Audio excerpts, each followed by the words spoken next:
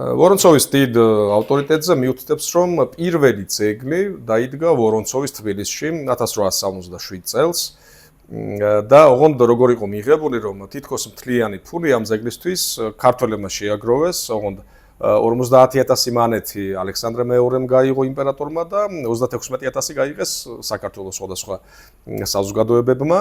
პირველი ძეგლი ძალიან ეფექტური იყო, გალაქტიონიც კი მოესწრო, ოღონდ კომუნისტებმა 22-ში მე მგონი ჩამოაგდეს ეს ძეგლი და გალაქტიონმა რომ ნახა, ფოლადის ფეხებიო მოჭრილი ქონდაო და სადღაცა ეგდო, შემდეგ მთლიანად გადაადნეს და ასე დაიკარგა ვორონცოვი მოედანზე იდგა მის სახელობის. ეს არის მისი გახსნის ეს ცერემონიალი, უამრავი ადამიანი შეიკრიბა და აკაკის უამრავი ლექსი, პოემა ვორონცოვიც კი აქვს დაწერილი და მის ძეგლსაც კი მიმართავს.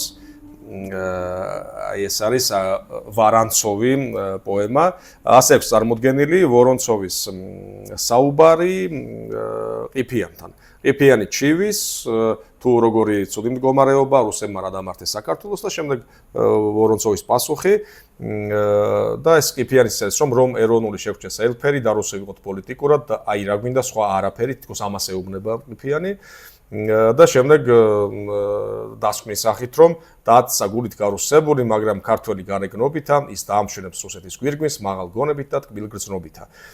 გალაქტიონმა მიუძღვნეს შემდეგ აი ამ პოემას აკაკის დამოკიდებულებას ვორონცოვისადმი და ძალიან ისეთი სიტყვები აქვს. გალაქტიონი ხო ესეთი ადამიანი იყო, არ ვიცი, მე მგონი მაქვს აქ იმედია. არა მაქვს. ასეთი შინაარსია ზებიათ ნამდვილად არ მახსოვს და სამწუხაროდ არ მომიტანია აქ. ესეთი შინაარსია რომ რუსები მოდიოდნენ მანამდე ძალით, უხეშობით, მაგრამ შემდეგ ცბიერებით და ეშმაკურად ვორონცოვი შემოვიდა და ესე ძალიან კარგად გაიაზრა გალაქტიონმა ვორონცოვის აი ეს ზუსტად ბუნება რომ მისი მიზანი იყო ქართველების გარუსება და იმ რბილი ძალის მეშვეობით. პირველი ვინც და ალექსანდრე ორბელიანს აბრალებენ იმ პერიოდის ქართველების და თანამედროვე მკვლევარებიც რომ ალექსანდრე ორბელიანმა განაპირობაო ვორონცოვზე ცუდი შეხედულებების გაჩენა. კაცზე რომელმაც ამდენი საქმე გააკეთა ქართველებისთვის და ამ უმადურმა ალექსანდრე ორბელიანმა კი შეუცვალა მიმართულება და შეხედულება და მაგრამ მისი სიტყვებია რომ ესე იგი ისეთი დრო იყო რომ ის დრო ვარანცოვისა საქართველოში ჩვენ გნით გამოუცდელი სულ სხვაგვარი მოსატყუებელი დრო იყო. მითამ კაი კაცობას გვაჩვენებდა ნავეტნავად უფრო კიდევ იმათ მომატებით ვინც რუსეთის ინტერესებზე იქცეოდა. ვარანცოვამდისინ ქართველები შორს ვიდექით რუსებზე და იმან რუსებში გაგვრია შეგვაერთვა ამ ცფიერმა დიპლომატმა და ჩემი აზრით ძალიან სწორი მიდგომა, რაც იყო მიზანი ვორონცოვის, ნიკოლოზ პირველის, ზუსტად ის შეფასებაა. თუმცა როგორც თქვით, დღემდე არ ეთანხმებიან ნაწილი ქართველების და ალბათ განწყობა, როდესაც ჩვენ ისტორიას ვეცნობით, ვიგებთ ისე, როგორც გვინდა რომ გავიგოთ. როგორც არის ჩვენი გონების წყობა, ჩვენი სურვილები, ნებისმიერ ისტორიას მოვარგებთ ჩვენ შეხედულებებს და იცით ხო, თეთრზე შავიას რომ ამტკიცებს ადამიანი, თუ მას უნდა რომ დაინახოს რომ ის თეთრი კი არა, შავია, ძალიან რთულია გადაარწმუნო და ვინც აიღებს ხელში ვორონცოვის შესახებ სხვადასხვა სტატია იქნება, ნაშრომი იქნება, გაეცნობა, ყველა დაინახავს ისე, როგორც მას წარმოუდგენია ვორონცოვი და რუსეთი პირველ რიგში. ნიკო ნიკოლაძე, რომელსაც ასევე ძალიან კარგად შეაფასა ისე ჩემი გადმოსახედიდან, ის ეხება მთლიანად რუსეთს, რომ რასაც პეტრე პირველმა გენიოსმა რუსეთი ძალით ვერ შეაჩვია, ჩვენში ერმოლოვმა, დიდმა და ჭკვიანმა ვერ მოახერხა, ის რუსებს ეკატერინემ და ქართველებს ვორონცოვმა ალერსით და ოსტატობით შეაპარა ბრმა, მაიმუნური გარეგანი წაბაძვა უცხო ქვეყნელების ზნისა და ცხოვრებისა. რასაკვირველია ეკატერინეზე აქცენტია რომ ევროპა შეიტანა, პეტრემ ძალით შეიტანა და ეკატერინემ უფრო კარგად იმუშავა და ერმოლოვთან შედარებით ვორონცოვმა აი ეს ალერსით და ოსტატობით შემოიტანა რუსული და მისაბაძი გახადა. ეს არის ალბათ ყველაზე სახიფათო რომ თავისთავად ყველაფერი შეიძლება რაღაცა კარგი იყოს, რაღაცა ცუდი, მაგრამ მისაბაძი როცა ხდება, აქ უკვე გამოდის რომ შენი ის ქართული ღირებულებები არ ვარგა უარგისია და უნდა მიიღო რუსეთის და აკაკიც კი აი ამ საკითხში ძალიან ისე ცდებოდა ხო შეიძლება ვთქვათ და ზაქარია ჭიჭინაძე მე ესეთი გამონათქვამები შევარჩიე, რომელშიც ვორონცოვს აკრიტიკებენ, ორი ამდენია ვორონცოვის ქება დიდებით და არ შეიძლება მათი კითხვა და ჭიჭინაძეც ძალიან მკაცრია ვორონცოვზე და ისეთი გაიკეთა სახელი, ვითომც იგი ქართველი ერის გულშემატკივარი იყო, ის კი არა, იგი იყო ჩუმი მტერი და ისეთი ბოროტი, რომლის მსგავსი ნაკლებად მოიძებნებოდა თვით აშკარად ბოროტა ცნობილთა შორისაც. საქართველოს რამდენი მტერი ყოლია, სისხლისმცველი, დაუნდობელი და ვორონცოვზე აქვს. ზუსტად რომ ის ყველაზე ბოროტია, ზუსტად აი ამ მიდგომებით, რომ მტერი რო თავს შეგაყვარებს, ეს არის ალბათ ძალიან დიდი უბედურება და ყველაზე კარგი გრიგოლ ლორთქიფანიძე, ძალიან ცნობილი სოციალ-დემოკრატი, სამხედრო მინისტრი, მასაც ძალიან ტრაგიკული ბედის ადამიანი, გადაასახლეს რუსეთში, შემდეგ 28 წელს ჩამოიყვანეს საქართველოში, ყავდა მას ბოლშევიკი მეგობრები, იყო ძალიან ჭკვიანი, განათლებული და წარმოიდგინეთ, არც ერთი შემთხვევა არ არის, რომ დაებრუნებინოთ გადასახლებიდან ადამიანი, ოღონდ შესთავაზეს, რომ ჩამოვიდეს საქართველოში და არ ილაპარაკოთ ცუდი კომუნისტურ ბოლშევიკურ რეჟიმზე. გრიგოლ ლორთქიფანიძე იყო მენშევიკი. შემოატარეს საქართველო და რაც მოეწონა თქვა, რაც არ მოეწონა თქვა და ისევ გადაასახლეს. ელოდებოდნენ რომ მარტო კარგს იტყო და არადა არც საქართველოდან გაიქცა, მაზნიაშვილი დარჩა იცით ხო, ცნობილი ქართველი გენერალი და გრიგოლ ლორთქიფანიძე დარჩა, აჭარა შეინარჩუნეს, გადააბარეს შემდეგ წითელ არმიას, შემდეგ სოფელში ჩასახლდა მეუღლესთან ერთად და ცხოვრობდა როგორც გლეხურ მეურნეობას მიჰყო ხელი. თუმცა ვის შეარჩენდნენ ხო ესეთ ადამიანებს და გადაასახლეს, შემდეგ რამდენიმე წელი მოიხადა, გაათავისუფლეს, მაგრამ საქართველოში დაბრუნების გარეშე. არისვენებდა სტალინის მიწერა წერილი, შემდეგ კონსტიტუცია მიიღო საბჭოთა კავშირმა და შენიშვნებით მიწერა წერილი და შემდეგ დააბრუნეს უკვე ბერიამ ჩამოიყვანა თბილისში და წამების დროს მოკლეს ბერია ესწრებოდა პირადად და ასე მოიშორეს თავიდან. და ის წერს ძალიან კარგად წერს ვორონცოვზე, რომ რუსეთი მუდამ და ყოველთვის მიუხედავად იმისა, გარეგნულად ლიბერალობდა, თუ რეაქციონერობდა, ატარებდა ერთსა და იმავე ხაზს, ემსახურებოდა ერთსა და იმავე მიზანს, სახელდობრ საქართველოს პოლიტიკურად წაშლისა და ქართველი ერის დენაციონალიზაციის საქმეს. გადაჭრით შეიძლება ითქვას, რომ სწორედ ვორონცოვის ლიბერალიზმის ხანა საქართველოში ეროვნულ პოლიტიკური მხრით იყო შაუბნელი პერიოდი. სწორედ ამ ეპოქაში გამეფდა არამც თუ პოლიტიკური ოპორტუნიზმი, არამედ ეროვნული სულის სრული მოდრეკა და დაჩოქება უცხოეთის დესპოტიის წინაშე. პოლიტიკურად ქართველი ხალხის მოწინავე ნაწილი თითქოს სრულიად გატყდა წელში. ქედი მოიხარა და ამბორი დაუწყო იმ ხელს, რომელიც მას რუსული კნუტით უჭერდებდა ზურგს. და რატომღაც აქამდე არ მithქვამს, ძალიან ცნობილი სახელი, რომელიც აი ამ პოლიტიკას შეერქვა, მათრახის და თაფლაკვერას პოლიტიკა, კნუტი, პრიანიკი, კი ბატონო, როდესაც ერთი ხელით ზუსტად როგორც წერს, რომ ეამბორებოდა, მაგრამ იმავე ხელით არ მეორე ხელით მათრახით ცემდა ვორონცოვი, გამალებული რუსიფიკაცია მიდიოდა, გარუსება იგივე და რაც ყველაზე ცუდია, ვერ იგებდნენ, ვერ წვდებოდნენ თუ არ უნდათ გაგება და ზუსტად პოლიტიკური ელიტის წინააღმდეგ იყო მიმართული. გლეხებზე რასაკვირველია არ ფიქრობდა არც ერთი მეფისნაცვალი და მთავარმმართველი, არც ვორონცოვი. ფიქრობდა რომ თუკი იმ 30,000 თავად აზნაურს, რომლებსაც მიანიჭა ეს წოდება რუსეთის იმპერიის მასშტაბით, თუ მათ დაიმორჩილებდა, მერე ადვილად გადავიდოდა გლეხებზეც და საბედნიეროდ არ მოხდა ასე. 160 ახალგაზრდა ვახსენეთ წეღანად სტიპენდია დაუნიშნა და გაგზავნა მოსკოვში და პეტერბურგში. ამასაც გააჩნია საინაშე ხედავთ. ვიღაც ვინც ვორონცოვის მომხრე იტყვის, რომ რა კარგი საქმე გააკეთა, რომ იგივე აკაკი წერეთელი მაგალითად სტიპენდიით გაიგზავნა და დაამთავრა და მე თერგდალეულები ასე მოხდა ხომ. ილია ჭავჭავაძე ვაჟაც რამდენიმე წელი იყო პეტერბურგში, მაგრამ გათვლა რა იყო? ისინი ფიქრობდნენ, რომ უფრო მეტად გაარუსებდნენ იქ მყოფ სტუდენტებს, ახალგაზრდებს პეტერბურგში, მოსკოვში, უფრო მეტად გაარუსებდნენ და უკან დაბრუნებულები მათ საქმეს გააკეთებდნენ. საკმაოდ მოზრდილი ნაწილი ვინც დაბრუნდა, მართლა ასე მოიქცა. მაგრამ ჩვენ და საბედნიეროდ აი აქ წარმოიშვა ზუსტად ილია ჭავჭავაძე, აკაკი წერეთელი, ბევრი ეძახის რომ ილია არ იქნებოდა ის ილია, რომ არა რუსეთი, მაგრამ არ ვიცი ნიკოლოზ ბარათაშვილი ხომ იყო ნიკოლოზ ბარათაშვილი, არანაირი რუსეთი მას არ უნახავს და ახლა რთულია სათქმელი რა იქნებოდა რომ არა ის ფორმა, მაგრამ ილია ნამდვილად არ დაიკარგებოდა, გენიოსები ასე არ იკარგებია, ხო? და აკაკი წერეთელი ძალიან საინტერესო მომენტია. აღნიშნავენ, რომ ვორონცოვის მეუღლე, ესე იგი ჯანმრთელობის მდგომარეობის გაუარესების გამო გაიწვიეს ვორონცოვი რუსეთში 54-ში. 10 წელი იყო საქართველოში, დასახლდა ყირიმში, ეხვეწებოდა იმპერატორი, რომ იქნებ კიდევ ცოტა ხანი გაძლო, იმუშაო ისევ კავკასიაში, უარი უთხრა, ცუდად იყო და აღარ შეეძლო და 2 წელიწადში გარდაიცვალა და მისი მეუღლე ქვრივი ვორონცოვის დასახლდა დარჩა ყირიმში. აქედან როდესაც აკაკი მიდიოდა პეტერბურგში, გადაუხვეს გზა გაიმრუდეს, საკმაოდ დიდი მანძილი იყო გზიდან სახლამდე და მიაკითხეს, ასე ვთქვათ, პატივისცეს, ვორონცოვის შეაქეს და დააფასეს იმ, რომ ვორონცოვის სონე იყო.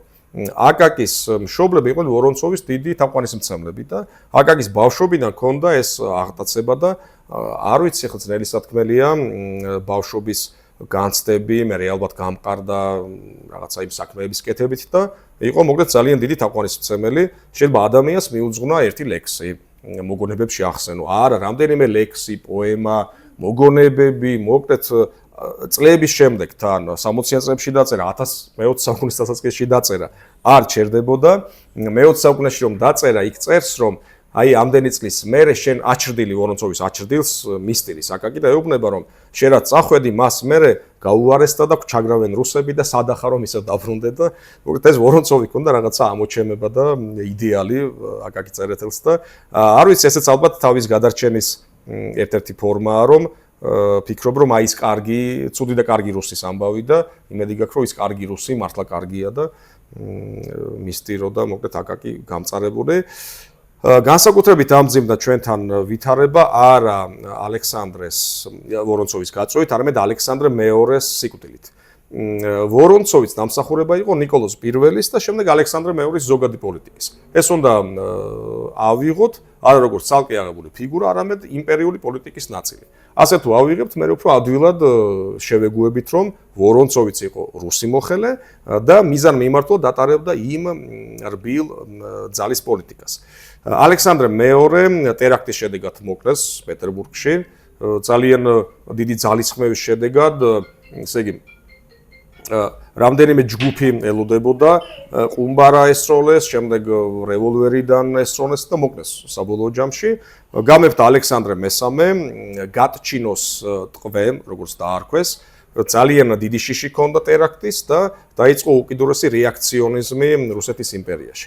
რასაკვირველია განსაკუთრებით დაპყრობილ რეგიონებში, უარი ითქვა იმ პოლიტიკაზე, რაც ვორონცოვის დროს იყო თუ ალექსანდრე მეორეს დროს, დათმობის რბილი ძალის და გაგრძელდა, რაც მე-19 საუკუნის დასაწყისში იყო, უხეში ჩარევა, უხეში ძალა და შესაბამისად ძალიან ბევრი მიღწევა დაიკარგა. მაგრამ რევოლუციები რაც მოყვა, აი ამ უხეშ ძალას მოყვა. და ძალიან ისეთი საკითხია, როდის უფრო მეტად ძლიერდება ერი, როდესაც მას რბილი ძალით ავიწროვებენ, როდესაც უხეშად ებრძვიან.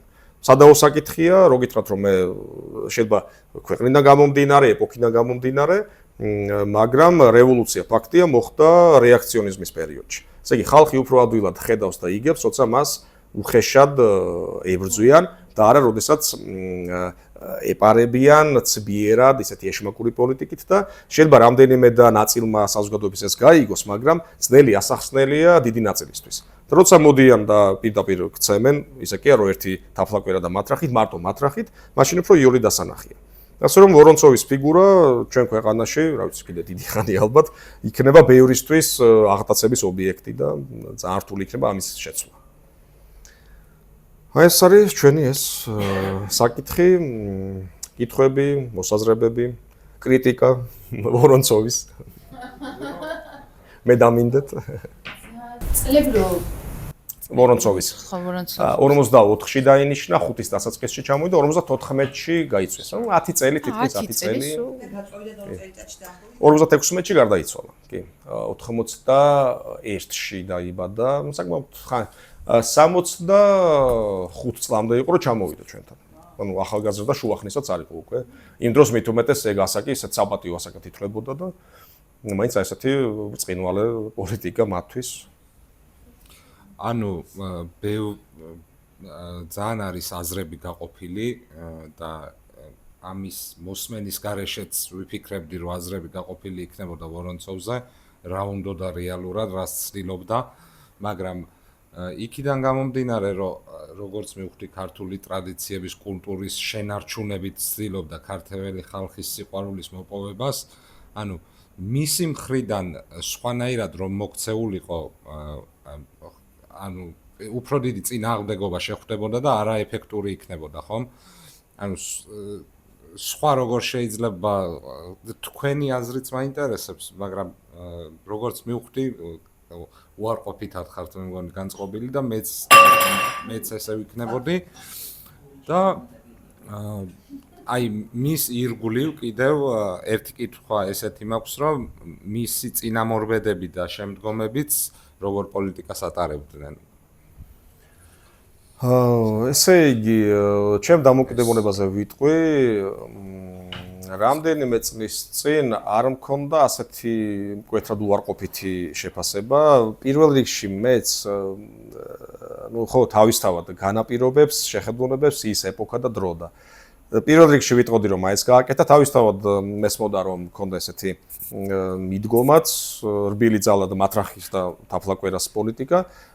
ბოლო წლებში, ბოლო ალბათ 3 წელი, ჩვენთან რა ვითარებაც არის, ეს განაპირობებს ჩემ დამოკიდებულებას. და შესაბამისად მიწევს საუბარი კამათი იმაზე, რომ რუსეთის პოლიტიკა რა არის და მიიკვირს, იმიტომ რომ რაც უფრო მეც ფიქრობ ამ რბილ ძალაზე, ჩარევაზე, იმდენად თვალში საცემი, იმდენად აშკარაა, ვინც ამაზე ფიქრობს, რომ როცა ხდება ძალიან გაკვირვებული სახე და გეუბნება, რომ ამდენი გაუკეთა საქართველოს და რო წერდა ერთი ისტორიკოსი, რომ უმადურობაა, რომ არ დავაფასოთ ვორონცოვი და უმადურობა, როგორ შეიძლება მტრის მიმართ ქონდეს უმადურობა. ტერია ის აქედან იწყება და რომ ვერ ხვდებოდი მეც ბოლომდე, ეს ჩემი ბრალია, ან საზოგადოების ბრალია, ჩვენ ხო ვიღებთ, ვსწავლობთ, ხო, რაღაცა გარკვეული ასაკიდან და არ მასწავლეს, ვერ მასწავლეს, ვერ ამიხსნეს უნივერსიტეტში მაგალითად ვორონცოვისად მიიღო ესეთი ნელთბილი დამოკიდებულება 2000-იანებში, რომ აი კარგი გააკეთა. იგივე მიდგომა ძალიან ხშირად საუბრობენ, რომ რუსეთის იმპერიამ დააბრუნა აჭარა, დააბრუნა სამცხე-ჯავახეთი. კი არ დააბრუნა ის დაიპყრო და შეიერთა თავისთვის და უნდოდა. და გარდა ამისა, ჩვენ რაღაცნაირად თითქოს ვუფრთხით თქმას, რომ გამოვიყენეთ ჩვენ. გამოვიყენეთ რუსეთი. რატო არ ვიძახით ამას, რომ დააბრუნა ძალიანაც კარგი, რომ გამოვიყენეთ, ვისარგებლეთ და რუსეთისგანაც რაღაცა ხეირი ვნახეთ. ის კი არ რომ ადლიერები ვართ, არა, ვაჩვენოთ, რომ რუსეთი გამოვიდა წაგებული ამ შემთხვევაში. დაიბრუნა თავისთვის, მაგრამ დღეს ჩვენ დაგვჭა და ეს უნდა კონდეს საამაყოთ, არა მადლიერების ზრობით, პირიქით დამცინავად, რომ აი თქვენ რომ თქვენთვის გინდოდათ, ჩვენია ახლა. და ჩვენ კიდე რაღაცნაირად აქ ჩვენ არ გარკვეულ ნაწილს, რომ აუ მადლიერება და უმადურობა იქნება, რომ ეს არ აღნიშნოთ და არანაირ ერთთან მე მიმაჩნია, რომ არ უნდა კონდეს არანაირი მადლიერების გრძნობა. თურქეთთანაც კონდა ხო რაღაც ომები ჩვენთან ყოფნის პერიოდში, თუ შეიძლება ვორონცოვს ვორონცოვის დროს არ იყო. მანამდე იყო. ყირიმის ომის დროს გარდაიცვალა 56-ში და ვერ მოესწრო. 28-29-ში არ იყო. კავკასიის, ბესარაბიაში იყო, ხო, კავკასიაში არ იყო. მანამდე ქონდა ბრწყინვალე კარიერა, მაგრამ გამახსენდა თან. ნაპოლეონი რომ დაამარცხეს და გადადგა ნაპოლეონი მეორედ 3 წელი იყო საფრანგეთში რუსეთის არმიის მთავარსარდალი. რუსული ძალებიც იდგნენ, იქ მოკავშირეები იდგნენ და სპეციალურად დაანიშნეს როგორც ევროპული გამოცდილების მქონე, რომ იქ ესეთი ნორმალური სახე შეენარჩუნებინათ და ოღონდ მართლა ცდილობდა, რომ შეეკავებინა რუსები და რაღაცა ევროპული ისეთი ოფიცრები დაანიშნეს, ვისაც ჰქონდა ფრანგული აღზრდა, რომ საფრანგეთში კულტურულად მოქცეულიყვნენ. და მეტნაკლებად მოახერხეს ეგ. ძალიან მოინდომეს, რომ ეგ ეკნათ და აი ძლივს აი ესე თავშეკავებით, რომ საფრანგეთში არ დაეწოთ ეგზეკუცია, დარბევა, როგორც თქვა ჩვენთან იქცეოდნენ. მე გითხავთ იმაზე, აკაკ წერეთელზე. ანუ რეალურად აკაკ წერეთელი ძალიან პატარა იყო იმ წლებში, როცა ვორონცოვი იმ 1840-ში დაიბადა და 54-ში წავიდა 14 წლის. ანუ რა, აი კი ვიცი, რა ახსენეთ, რომ დიდად, ანუ ალბათ არ ვიცით, მაგრამ თქვენ ერთმანეთს რა მოახდინა გავლენა აკაკიზე, რომ ვორონცოვის მიმართ ასე დადებითად იყო განწყობილი და ილიასთან თუ ჩანს რამე, აი ილიას, მე არ ვიცი, აი ვორონცოვის მიმართ დამოკიდებულებას ილიასთან არ მახსოვს. ან ნაწარმოები, ან სტატია. ყველაფერი თავისთავად არ წამეკითხოს, მაგრამ არ მახსოვს საერთოდ. აკაკი მშობლებიდან. მშობლები იყვნენ ძალიან ვორონცოვის მოყვარული, ქებადიდება ყოველთვის. იგივე თავის მოგონებებშიც მაგას წერს და მშობლები ალბათ პირადად არ შეხვედრია. და კიდე მაინტერესებს, აი რომ ვსაუბრობთ ახლა ამ ჩვენი დამოკიდებულების შეცვლაზე, როგორ ფიქრობთ, როგორ შეიძლება რომ ეს გავაკეთოთ? აი იგივე როგორ შეცვალოთ ეს მადლიერების გრძნობა და რაღაცნაირად ძალიან რთული კითხვაა. ძალიან რთული კითხვა. განათლება ხო, მაგრამ ეს განათლება განათლება საიდან და მოვიტანოთ და ადამიანები რომლებიც ასე ფიქრობენ და თან დრო ხო ძალიან ცოტაა. ადამიანს რომელიც თან დარწმუნებულია, უნდა დაუჯდე მაშინ ერთზე ხშირად დელაპარაკო. იმიტომ რომ თუ ხდები რაღაც ინტერვალებით, ესაუბრები, შეიძლება დაგეთანხმოს, გავა ერთი თვე, გქონეთ ხო ეგეთი გამოსწრებაც, ისევ იგივეს გეუბნება და მე რეგ ბეზრდება ორჯერ სამჯერ მოსინჯა და იგივეს რომ გეუბნება აშკარა ფაქტებზე ძალიან რთულია, მაგრამ უნდა ვცადოთ. სკოლაში არის ყველაზე იოლი. საინტერესოა სხვა. მასწავლებლები სკოლაში არის აუცილებელი. არის აი ტრენინგები შეიძლება რომ ისტორიის მასწავლებლებს ასწავლონ თუ აიძულონ რომ კარგად დაანახონ რუსეთის საქმეები საქართველოში. მაგრამ რეალურად ბოლო წელიწადში ხო რუსეთის მიმართ დამოკიდებულება მკვეთრად შეიცვალა, რაც 90-იანებში ნამდვილად არ იყო. ეს პროგრამებიდან რაღაც ის აჯანყებებიდან რაღაც გონიერება პროგრამა. შეიცვალა ანუ 90-იანებში ასე რუსეთი როგორც მტერი მე მგონი ესე არ აღიქმება. რუსეთი როგორც მტერი ესე არ აღიქმებოდა 90-იანებში.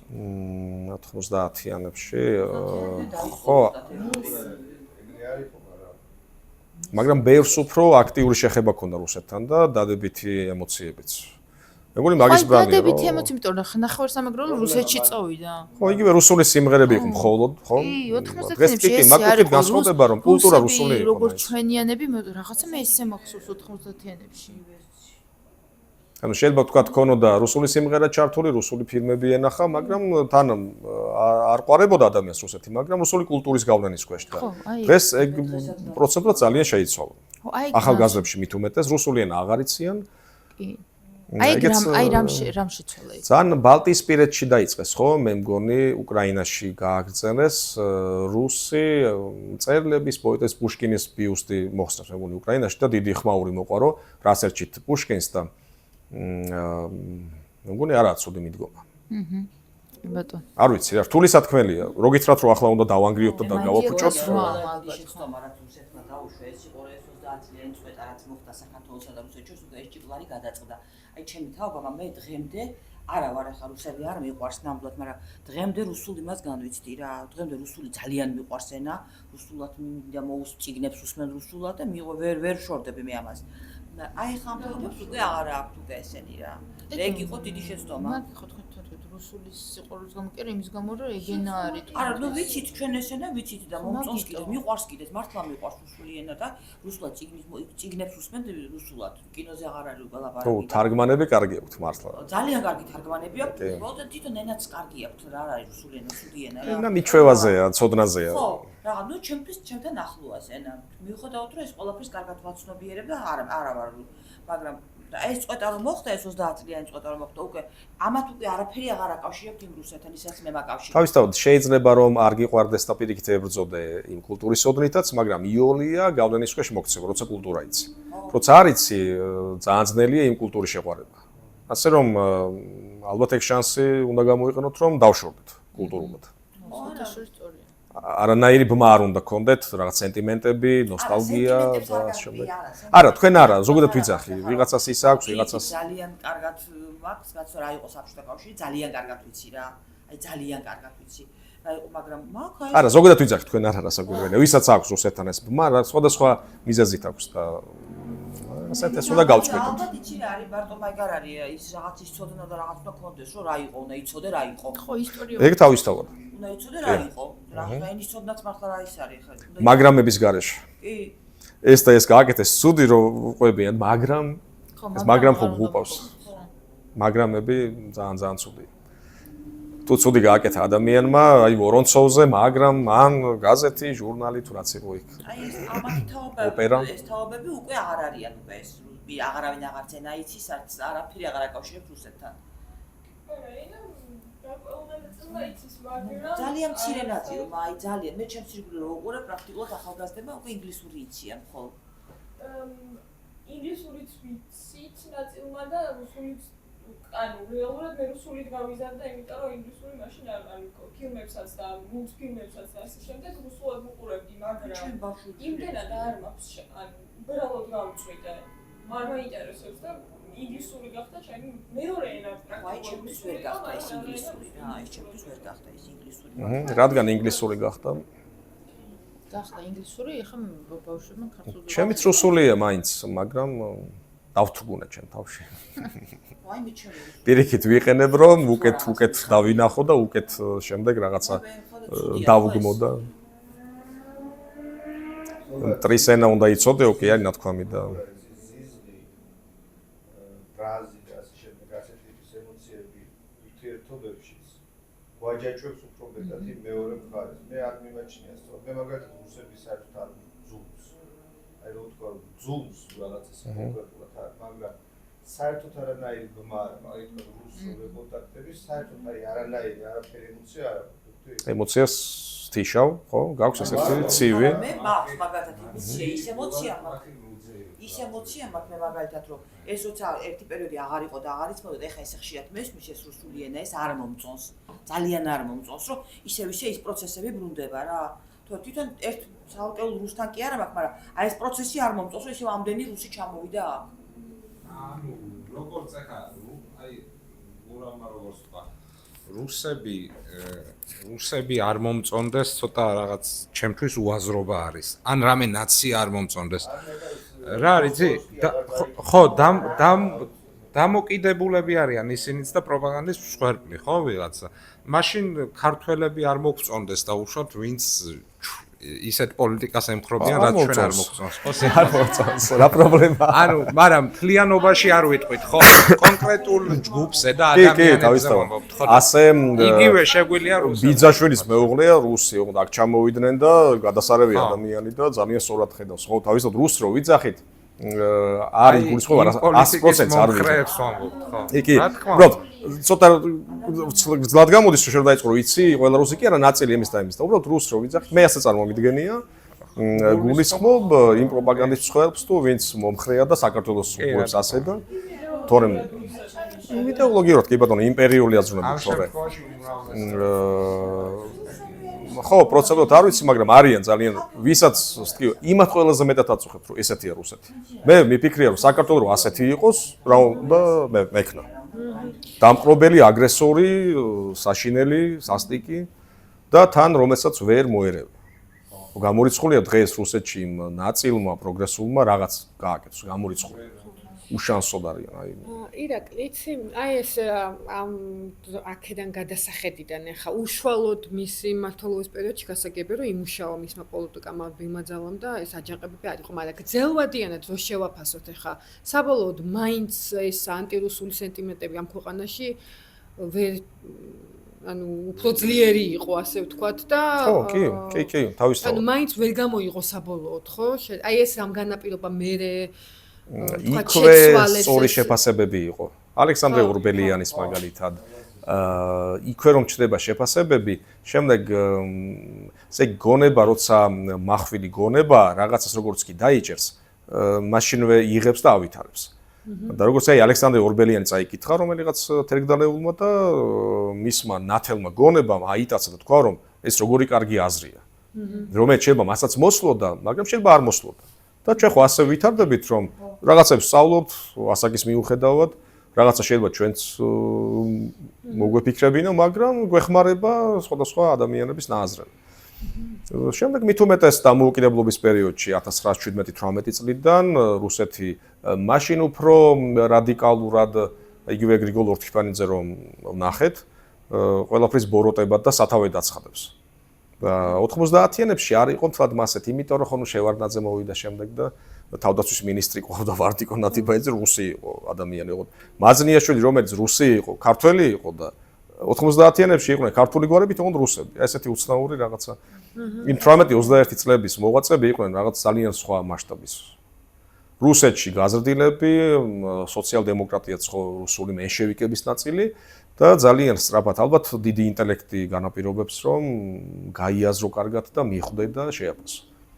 90-იანებში ხო რა ვიცი ინტელექტი კი არა და ვინ ვის აჯობებდა და ვინ ვის მეც წაგლეჯდა საქართველოს ყველაზე საშიში არის სწორედ თბილისზე მაგაზე აკა მორჩილაძეს საინტერესო ისა აქვს ხედვა როსტომ ხანი ვორონცოვზე ესე არა აქვს დაწერილი მაგრამ ეგეთ შეგიძლია მაგ მოიაზრო როსტომ ხანი და ბერია ყავს შედარებული ერთმანეთს რა როსტომ ხანმა რა გააკეთა ხო სხვა შორის ძალიან ისა ნიშანდობლივია რომ ბატონი ბიძინა რომ მოვიდა ხელისუფლებაში როსტომ ხანის სასახლეში დაიდო ქართულმა ოცნებამ ბინა და იმ რო გაარემონტეს მან რაღაც საქმეზე ვიყავი მისული და იქ ერთ-ერთი იმას უთხარი რომ მეთქი სიმბოლური ხო არ არის მეთქი როსტომ ხანის მაშინ რო ხარ თქო რა ქვია ამბავში და რასაკეთებდა როსტომ ხანი აშენებდა ეკლესიებს თვითონ მუსლიმი იყო იმაშებოდა რა ქვია ცოლის ხელით საკეთებდა ავითარებდა ყველაფერს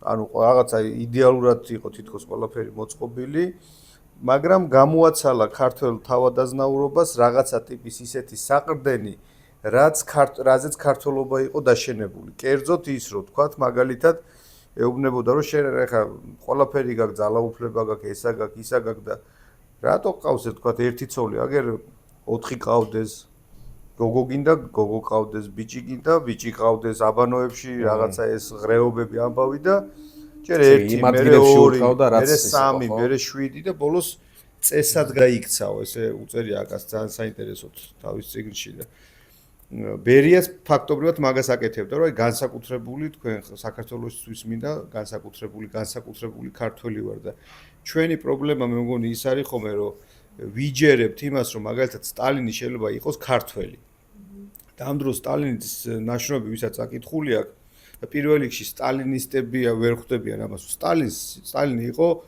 პირიქით ეროვნების მოწინააღმდეგე ანუ აბსოლუტურად ანუ პირდაპირ ამბობდა რომ ეროვნება არ უნდა არსებობდეს ანუ ამის წინააღმდეგი იყო შესაბამისად ის მენტალურად და იდეოლოგიურად ქართველი ვერ იქნებოდა ეხლა ადამიანი რაღაცა ერის წიაღში დაიბადება ხო რაღაცა გენოფონდს ატარებს მაგრამ ეს ხო არ ნიშნავს რომ ის ქართველია შესაბამისად თანამედროვეობაში რომ გადმოიტანო ჩვენი თანამედროვე მეფის ნაცვალი ახლა სახელდაგვარს არ დავასახელებ მე მიმაჩნია რომ ის არის დღეს მეფის ნაცვალი ის ატარებს რბილძალას და მას აქვს თავისი პოლიტიკა ისეთივე რა რაღაცა მსგავსი მე ვამსგავსებ ეს ლექცია იმედი არ წაიშალა ერთ-ერთი ყველაზე ცენტრალური მგონია ამ შეხვედრების რომ რბილძალა როგორ მუშაობს რა რბილძალა ესე კულტურაზე აქცენტი ხო ანუ დღემდე ვორონცოვის მოედანს ვეძახით აი დაფიქრე რამდენი ხანი გავიდა და ვორონცოვს ვამბობ და არ ვამბობ ხო ნუ ეხა შეიძლება ხო ზარბიკენი რომელია ვორონცოვს ვეძახით აი წარმოგიდგენთ როგორი რაღაცაა რა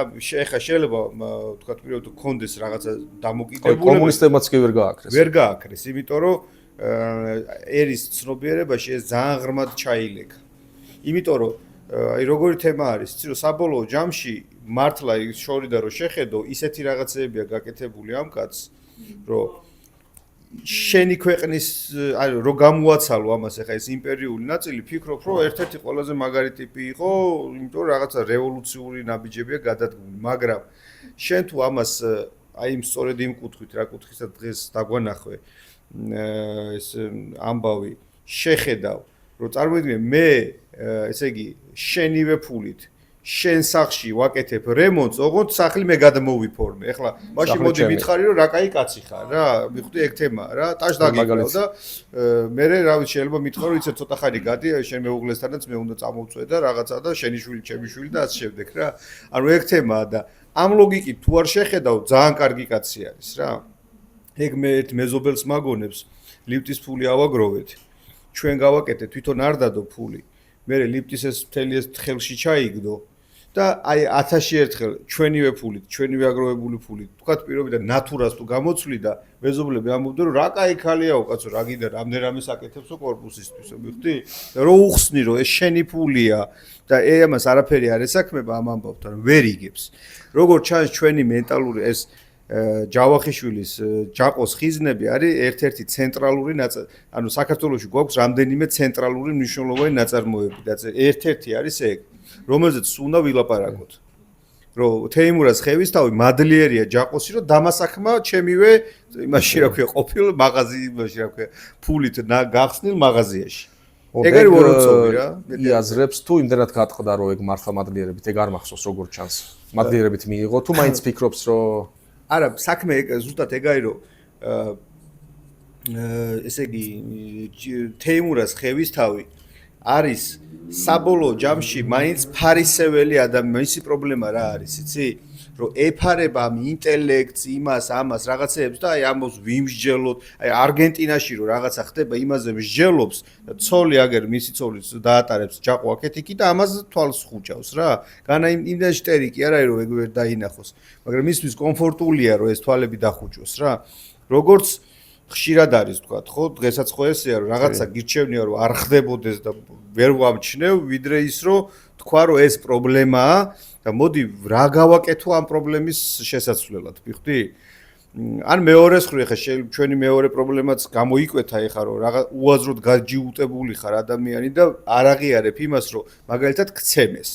ეხა თუ თქვა შენ არ აღიარებ იმას რომ აი გადიხარ უბანში დაგიჭირეს გცემეს აგართვეს საფულე მეორე დღესაც გადიხარ რაღაცა უნდა შეცვალო ანუ აქაც მეორე უკიდურესობაში არ უნდა გადავარდე მივხვდი ის რომ აი მე არ დავნებდები როდემდე არ დანებდები შეუნდა იფიქრო რომ შედეგი რა უნდა მიაღწიო და რუსებმა გააკეთეს ჩემი აზრით საქართველოსთვის ყველაზე ცუდი რაღაცა რა ეხლა დათოთაშხე ჩემი საყვარელი ის ყველაზე ტექსტი არ არის მაგრამ მაგ ნაწარმოებში არის ერთი ძალიან მაგარი მონოლოგი როცა მსჯელობენ ქართველობის რაობაზე და რუსებმა გააკეთეს სწორედ ეს ვორონცოვისნაირმა ხალხმა მერე ჯარშიც და ყველგან რომ ქართველი კაცისთვის არქეტიპულად იყო მეომარი ეს მდგომარეობა ანუ ჩვენ ვიყავით არქეტიპულად მეომრები შეიძლება ჩვენზე მაგარი მეომრებიც არსებობდნენ მაგრამ შინაგანად ანუ ეს ცოდნა რაც არის არქეტიპული იყო მეომრის რაც სრულიად გამოგვაცალეს და გადაგვიყვანეს მასხარის არქეტიპში. მივხვდი? ეს არის სერიოზული ვარდნა ქვევით. ანუ მასხარა უნდა გახდეს მეომარი და შენ მეომარი გახდი მასხარა. ეს არის აი საუკუნეების ვარდნა ქვევით. და რუსებმა ეს მოახერხეს იდეალურად რა. ჯარში რომ ის არა ქვია საბჭოთა განსაკუთრებით. რუსეთის იმპერიის დროს კიდე რუსეთის იმპერიის დროსაც ხდებოდა ეს ძალიან მშვენივრად, აი ამ რაღაცა იმეებით და მერე საბჭოთა კავშირმა ეს საერთოდ კლასიკის დონეზე აიყვანა რა. რომ ქართველი კაც უხაროდა რომ ჯარში ვიყავი, იმას კუხნაში ამბობდა. და ამ დროს სროლას ვერ სწავლობ რა, ანუ შენ მთავარი აბაყობდა ამით, წარმოიდგინე შენთვის მავნე რაღაც კარაქი მქონდა მუდმივათო და ყველა გენერლის ცოლთან იწვოდა. ეს რამდენი გენერალი იყო ეხა იმაში ჯარში ყველა ქართველი, მაგრამ ხო ხვდები როგორ აი ეს სასათბურე პირობების შექმნა ყველაზე მეტად აფუჭებს მე მგონი იმას რა, ქართველ ადამიანს. ეხა ქართველს რომ ამბობ, ეხა რაღაც განსაკუთრებული კი არა ვართ, მაგრამ ხო არის რომ ამ ტერიტორიაზე რაღაცა წესით გვიცხოვრია რა. და აი ეს მთლიანი მენტალური ღერძი არის ეხა დღესდღეობით შეცვლილი. ეს არის ყველაზე დიდი პრობლემა. კი, მე ვფიქრობ, რომ შეცვლილი არის. მე ვფიქრობ, რომ შეცვლილია, მაგრამ ის არის დიაგნოზი ეს იმას კი არ ნიშნავს, რომ აი ანუ უკან აღარ ბრუნდება.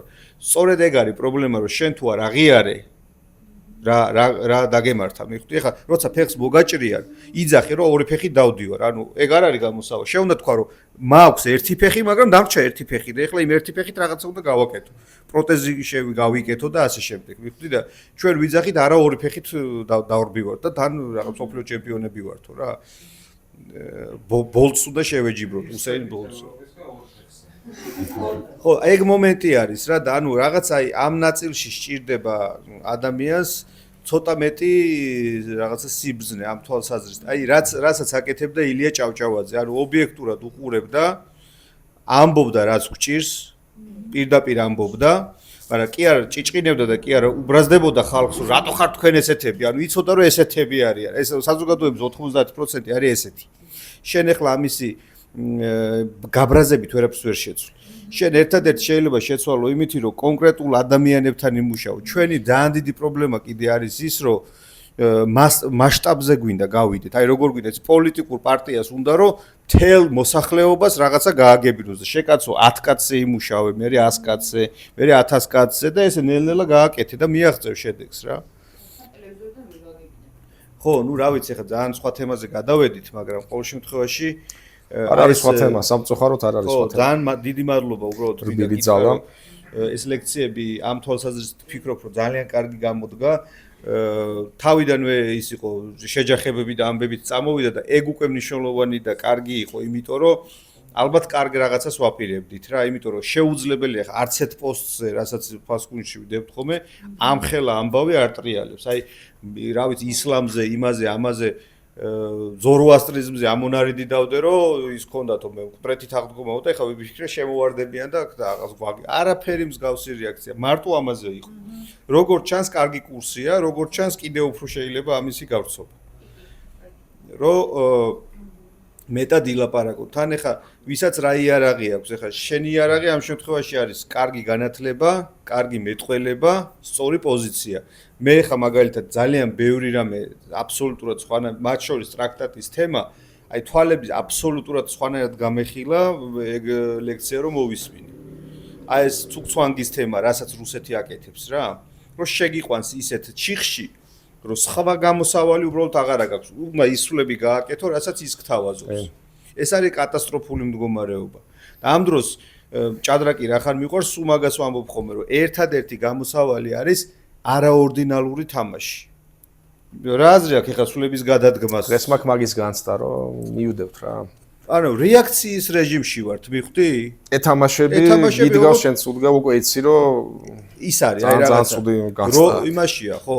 და ამიტომ ერთადერთი გამოსავალი არის არაორდინალური თამაში.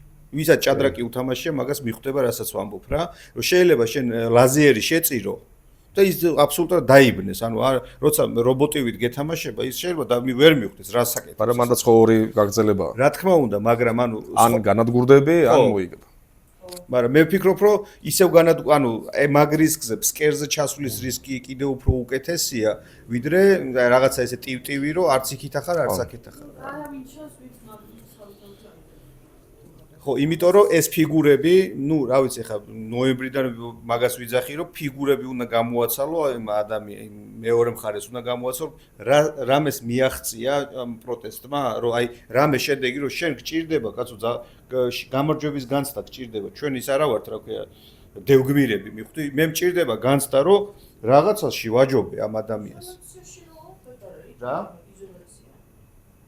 ეგ ხა რა განცდა არის ეს რომ რის იზოლაციაში ვარ. ჯერთ ეს არ არის ცალსახად საზოგადოების, ეს არის ძალიან გლობალური თემის და მე მაგალითად მგონია რომ ხო არაფერში არ მჭირდება, მაგალითად რა ვიცი, თქვა ირაკლი კობახიძე, ხა აი დარდი იქნება ეს აქ თუ იქ. ანუ ღობის იქი დააბავ ვირს თუ ღობის აქეთ რა ჩემთვის მნიშვნელობა არ აქვს, მაგრამ აი ჩემთვის პრინციპულია რომ თქვა იმას მაინც მივახციო რომ მოვაძრო ეს კანდიდატურა აქედან.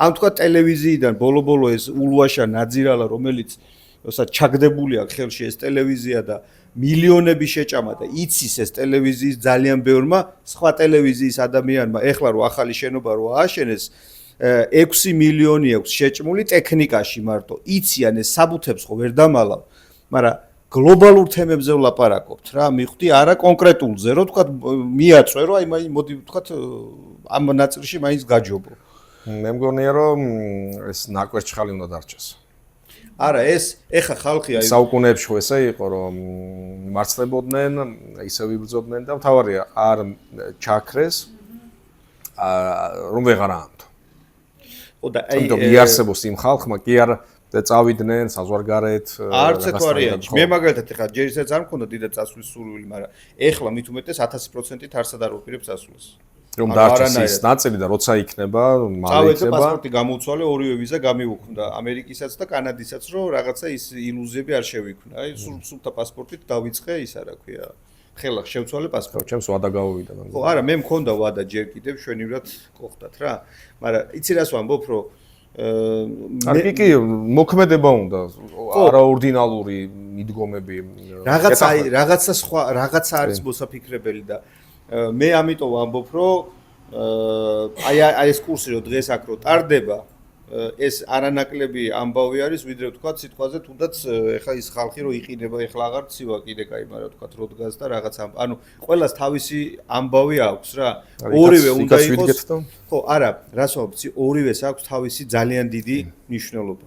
სუმცირე მე ხა ერთადერთი იმაში დავწმუნდი რომ სულ ამბობდი ხოლმე რომ საქართველოში მეთქი არაც შეიძლება ადამიანი არ ყოფილა ეგეთი შემთხვევა რომ ადამიანმა რაღაცა 3 თვე რაღაცა აპროტესტოს ყველაფერი ყოველნაირი იმის გარეშე დაფინანსების გარეშე და ფაქტია რომ არის ფაქტია მიხვდი რომ ხალხი არის რომელმაც თქვა რომ წაგებული თამაში შეიძლება შევდივარ მაგრამ მე ბოლომდე ჩემს საქმეს გავაკეთებ ეს არის ძალიან მნიშვნელოვანი ის არა ქვია დასაქოქია ისკრა ასე ვთქვათ შემდეგი ვიღაცეებისთვის მაგრამ ამის პარალელურად მგონია რომ რაღაცა თუ არ შეცვალეს თამაშის ნაწილში ზის იქ ვიღაცა ტიპი ეს არა ოღონდ უკან იქ სპეცსამსახურები და ვიღაცები და გჯობნიან რა რაც ახლა თქვი ეგეც გამარჯვება არ არის რა აი ხალხი რო ესე აი რაც არის ხა რას უთვლი ჩვენ მე ჩემთვის გამარჯვება არის ხოლმე მე ძალიან პრაგმატული ადამიანი ვარ იდეალების და რაღაცების ესეთი შევაპარაკოთ, მაგრამ მე უყურებ გამარჯვებას რას, იცი რომ